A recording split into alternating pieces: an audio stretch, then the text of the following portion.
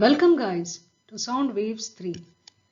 In Sound Waves 1, we understood how sound waves are produced, what are the different terms used to describe sound waves. We understood what is amplitude, what is frequency, what is time period. And in Sound Waves 2, we understood what are the different terms that are used to understand sound. That is, what is pitch of a sound, what is timbre of a sound, what is loudness of a sound, and how is sound different from a noise. In this video, we will understand an important phenomena of sound waves, that is diffraction. Now, sound waves reflect, refract and diffract just like light waves. Reflect means change in direction of waves when they bounce off the barrier. So there is a change in direction of waves and they bounce off the barrier. That means reflection happens in the same medium. So here the medium is same. Now refraction means change in direction of waves as they pass from one medium to another. So here the medium changes. Say sound waves are passing from air to water or from air to some metal. So here the medium is changing.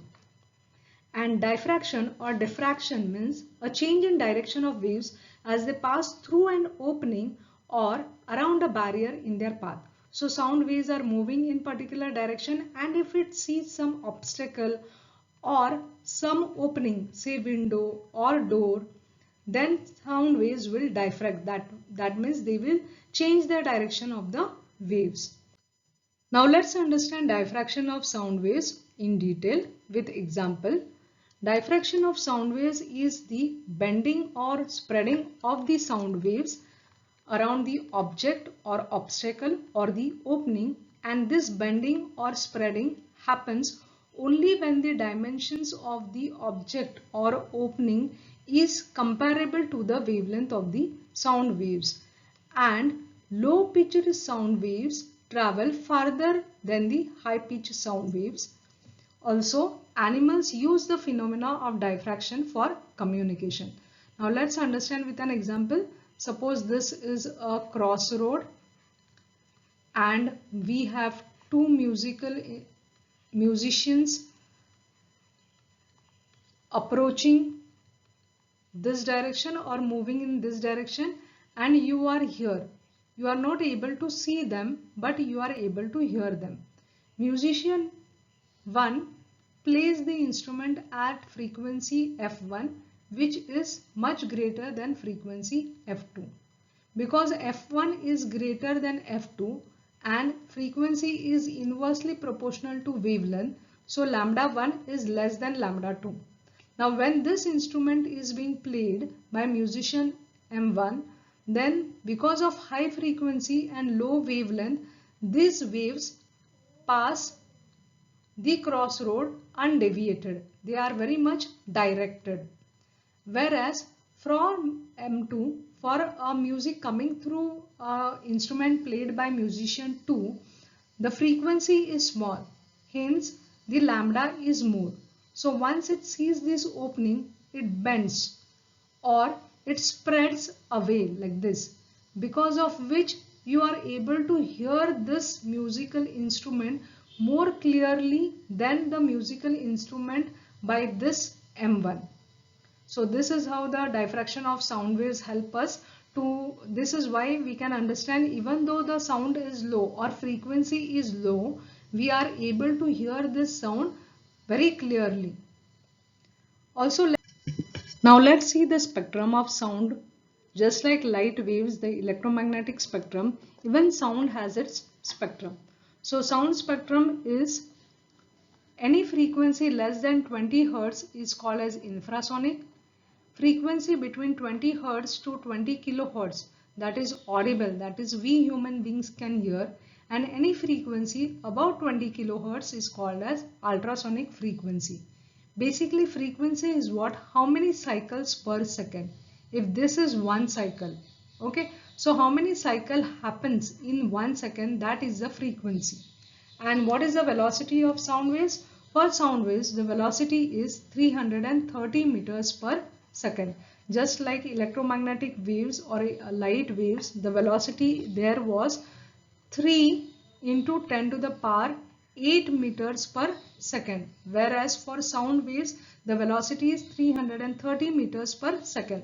Now this velocity is very small compared to the velocity of electromagnetic waves, and that is the reason during thundering and lightning we can see the light first and then thundering appears, or then we are able to hear the thundering.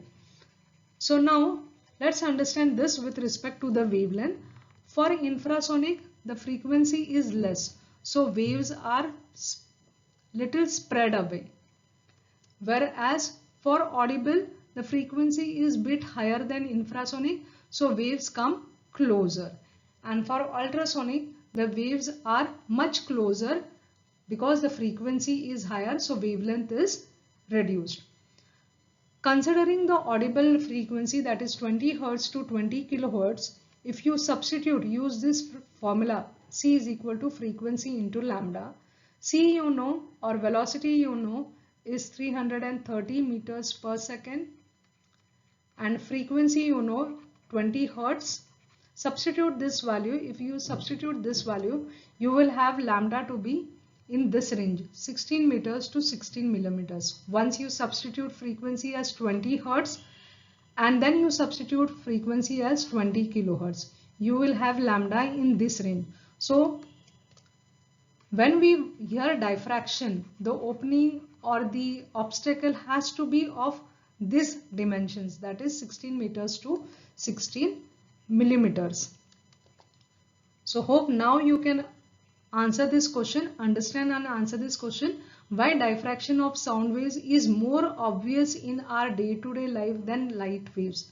And that's the reason, because of this phenomena of diffraction, if you are on one floor, say first floor, and your friend is on second floor, you are not able to see, but still you are able to hear your friend's voice. This is because through the staircase the sound gets diffracted, it is spreading away, and hence you are able to hear. So do answer these interesting questions in the comment box. Does the frequency of wave change when it passes through different substances? And why the diffraction of sound waves is more obvious in our day-to-day life than the light waves? Do put in the comment box. So that's all in this video. Please do like, share and subscribe the channel for more such videos. Also, do put your comments in the comment box. Thank you.